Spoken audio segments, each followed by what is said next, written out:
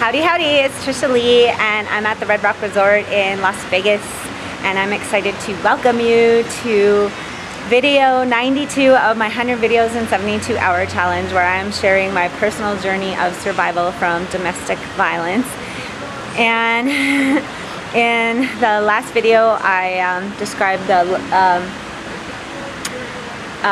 meeting my partner in Vancouver and actually having a very nice visit with him and my son when he was about 2 years old.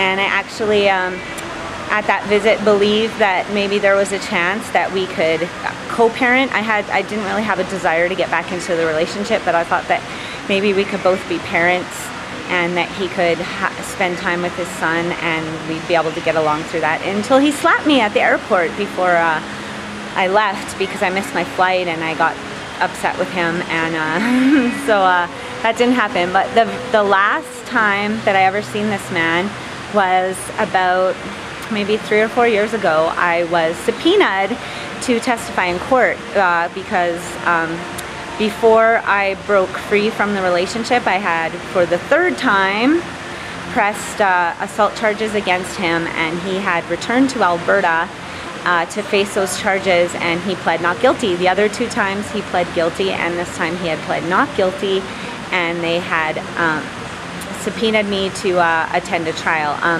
I believe that he was hoping that I wouldn't show up and that they would throw the case out of court, but I came and he ended up in the end pleading guilty. I didn't have to testify, I didn't have to speak to him, and I can remember telling the prosecutor that if he had a job and he was working, I would prefer for him not to go to jail so that he could pay his child support, which in the entire 16 years of my son's life, I think I've got about $2,000 worth of child support made in different payments of $100 here, $500 there, maybe like 4 or 5 payments like that. Definitely less than $2,000.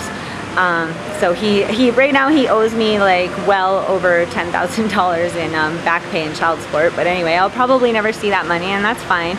But that was the very last time I saw him, and I had told the prosecutor that I did not want him to go to jail because I'd rather have him working and paying child support. And then I had brought a friend along with me for support, and he had cornered her after we left the courtroom in the cafeteria. I'm not too sure where I was, but somehow he had run into her and informed her that he had other pending assault charges for breaking down a door of his new girlfriend's apartment and beating her up.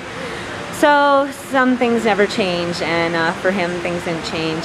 I also, before that, I received a phone call. So I'll tell you about that phone call and some other phone calls that occurred after he returned to Alberta from Vancouver, British Columbia, in the next video. So stay tuned for that. And I want everybody out there to know that I'm a firm believer that in this life absolutely anybody can be, do, and have anything they want, or we could have everything we want, and I choose everything, and I hope you will too, because you can. So ask me how, and if I don't see you in the future, I'll see you out in the pasture next week or on the next video. Bye y'all.